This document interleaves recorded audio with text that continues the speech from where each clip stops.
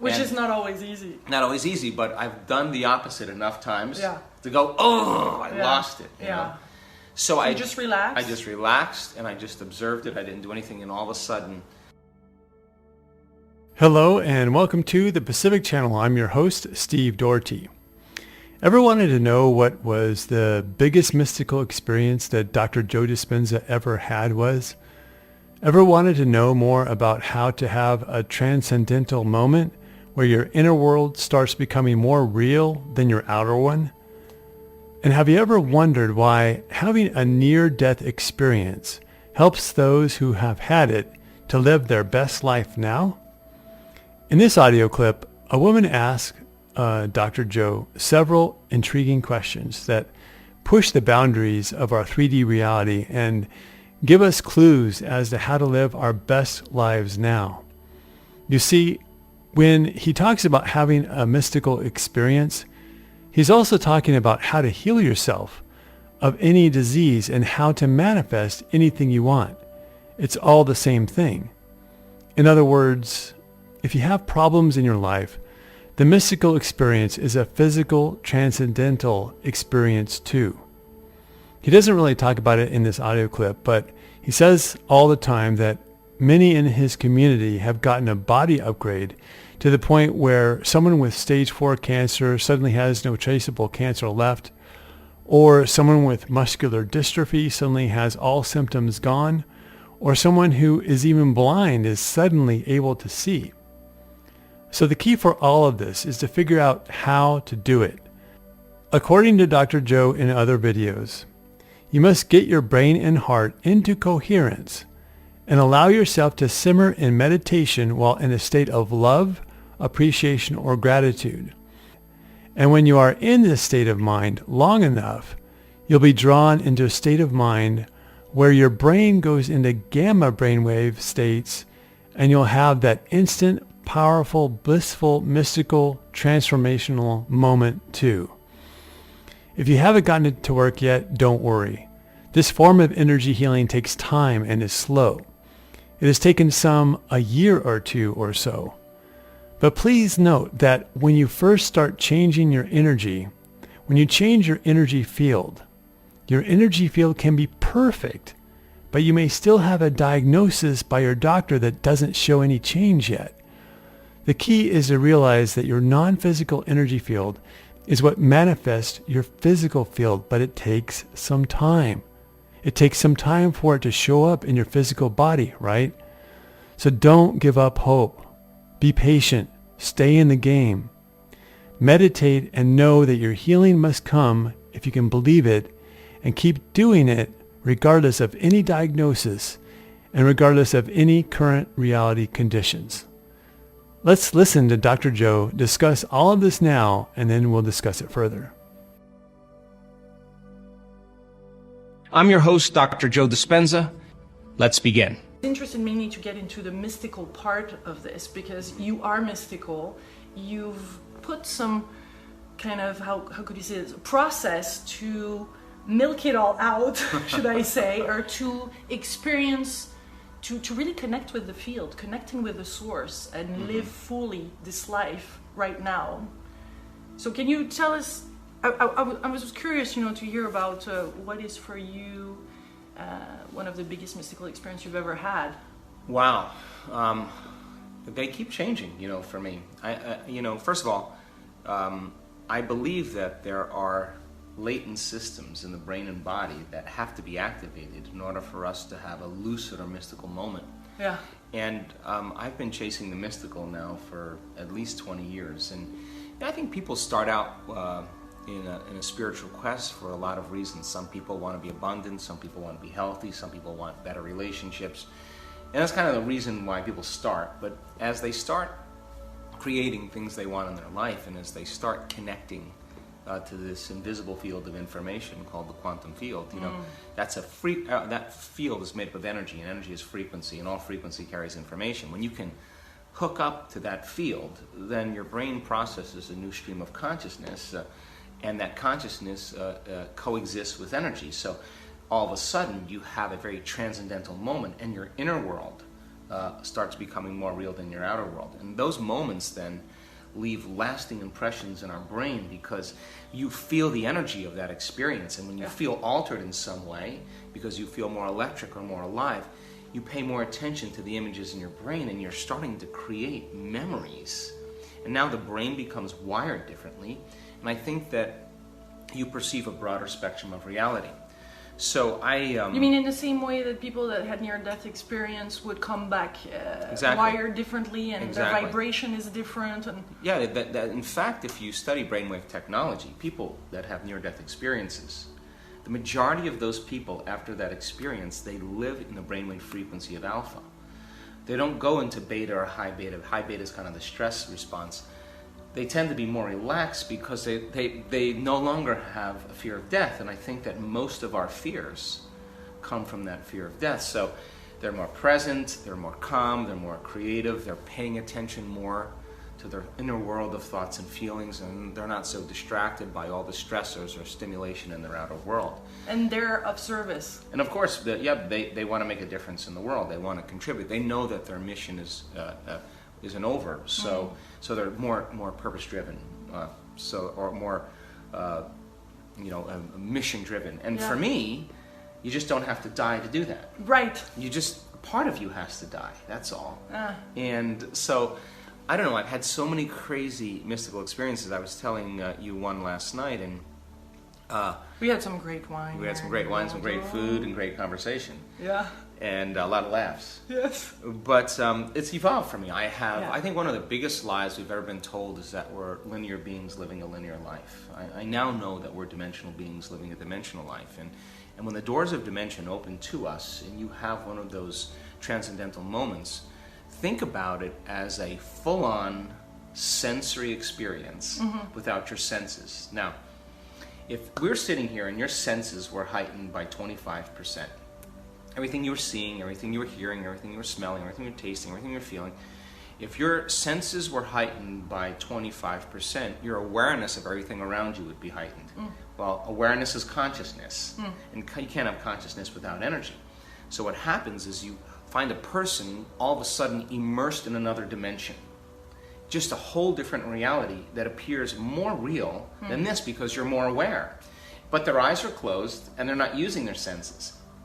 So then there are latent systems in the brain that switch on that cause us to all of a sudden wake up to a greater level of awareness of how reality is. And some veil, some conditioning is removed. So my journey has always been that process, because when I have the mystical experience, the common thing that when I come back to Joe Dispenza is, the common thought I have is, you have this all wrong.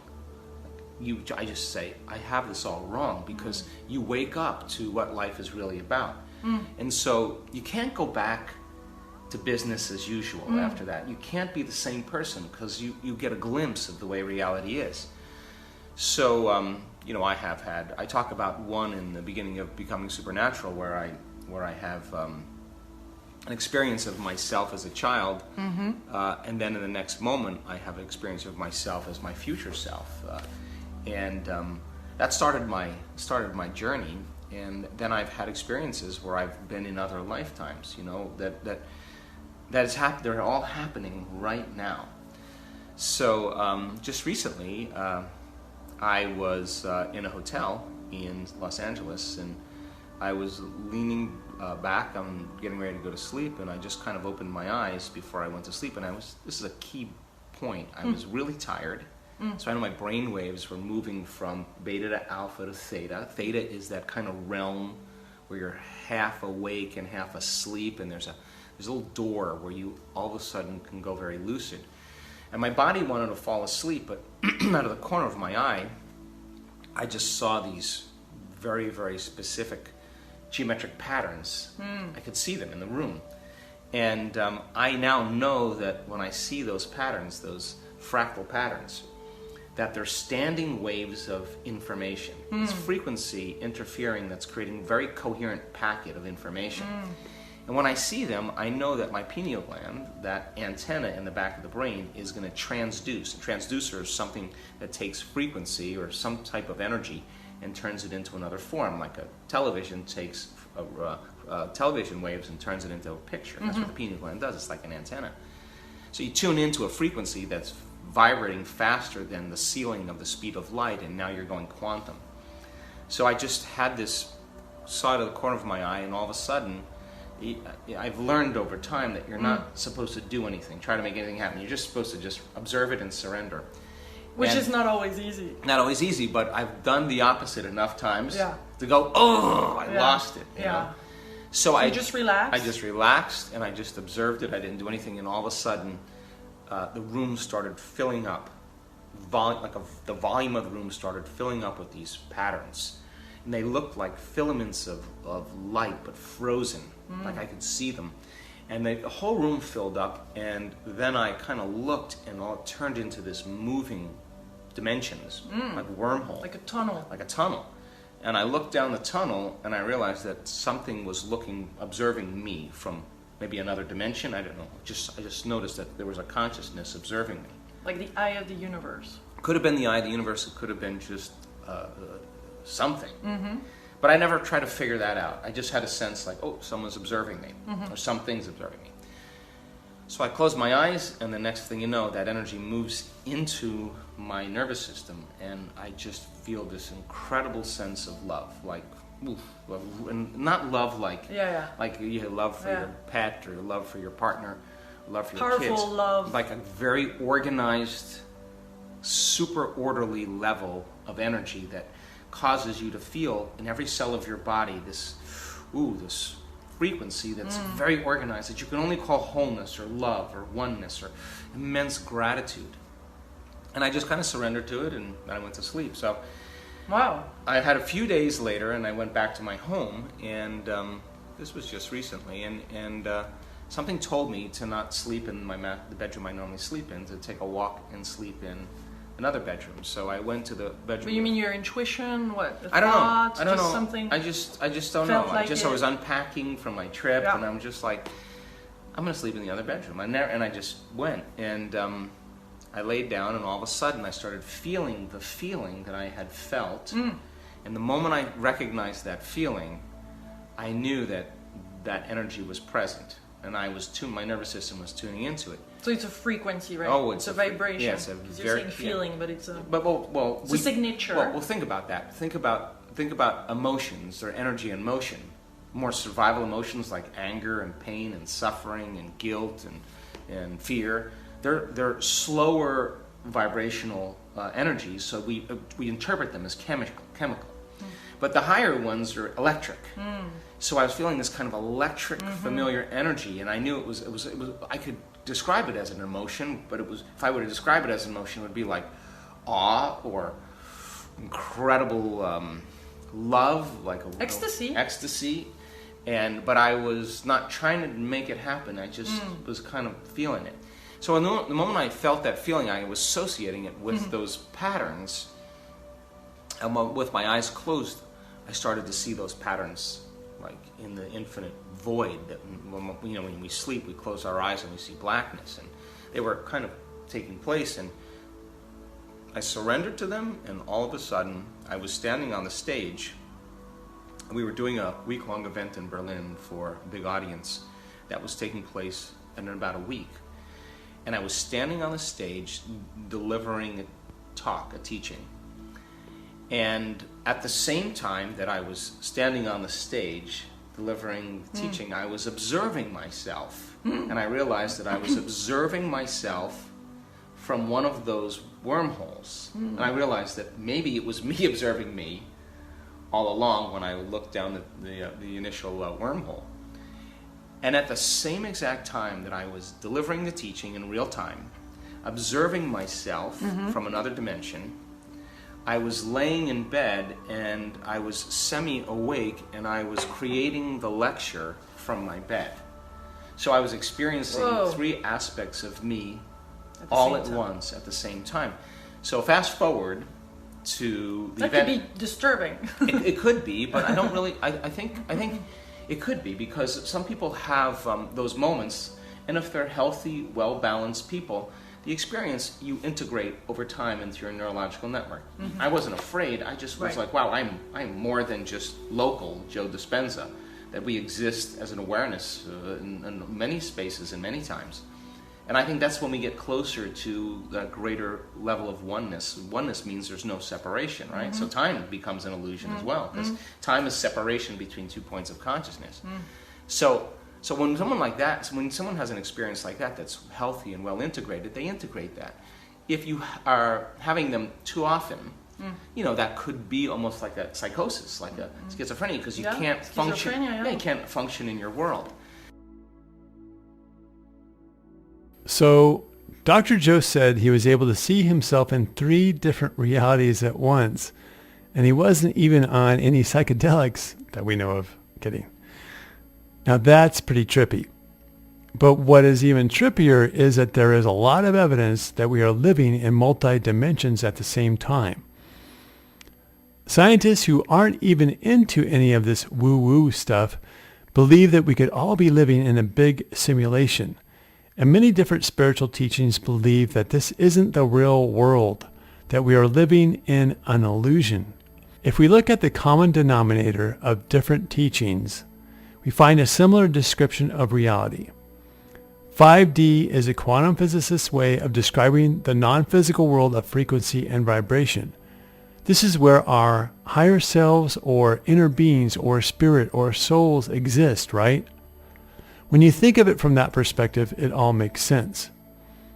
I think that when a person gets to Dr. Joe's level of reality, he already has it mastered as far as healing his body and being able to manifest whatever he wants.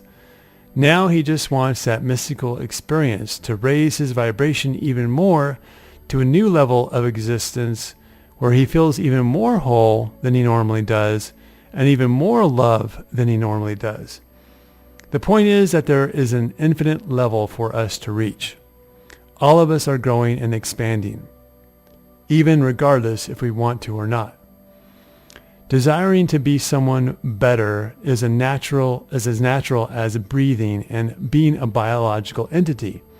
Even the one-cell amoeba has a desire for more. So rather than squelch your desire for better and for more, embellish it. The other thing that Dr. Joe and the host talked about was how people who have near-death experiences come back more calm than ever.